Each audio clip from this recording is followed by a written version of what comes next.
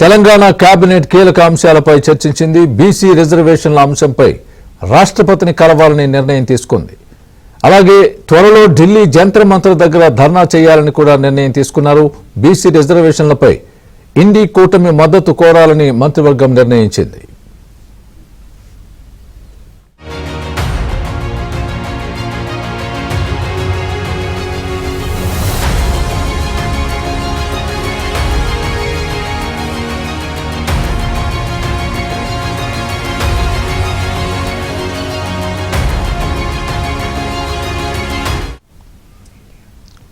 Telangana cabinet కీలక అంశాలపై చర్చించింది. BC రిజర్వేషన్ల అంశంపై రాష్ట్రపతిని కలవాలని నిర్ణయం తీసుకుంది.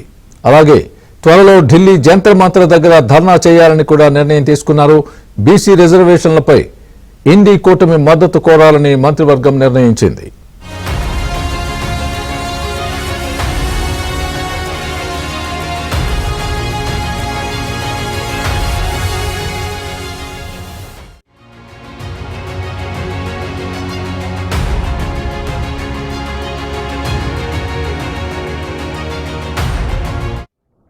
బిల్ పాస్డ్ అనేటువంటి రెండు బిల్లులను, ఒకటి స్థానిక సంస్థల్లో 42%, మరొకటి విద్యా ఉపాధి అవకాశాలు 42% సంబంధించినటువంటి బిల్లుల్ని శాసనసభ ఆమోదించి దాన్ని గౌరవ గవర్నర్ గారికి 22 మార్చి 2025 నాడు పంపడం జరిగింది. 2025 22 మార్చికి పంపినటువంటి బిల్లును గౌరవ గవర్నర్ గారు స్థానికంగా ఉన్నటువంటి పరిస్థితులన్నింటినీ అంచనా వేసుకొని లీగల్ వెట్టింగ్ చేసి 30 మార్చి నాడు దాని గౌరవ రాష్ట్రపతి గారి ఆమోదం కొరకు పంపడం జరిగింది. ఆ రెండు బిల్లులు, బిల్లు నెంబర్ 3, బిల్లు నెంబర్ 4 గౌరవ రాష్ట్రపతి గారికి పంపిన తర్వాత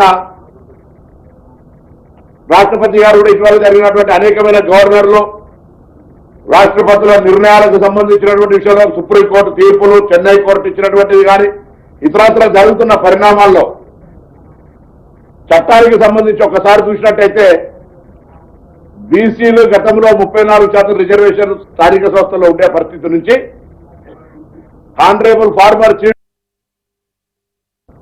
ఫ్యూడలిస్టిక్ పార్టీ అధినేత తెలంగాణకు సంబంధించిన బీసీలకు కాళ్లకు ముగుతాడేసి 2018 చట్టం ప్రకారంగా 50% లోపలనే తెచ్చినప్పుడు తిరిగి కేబినెట్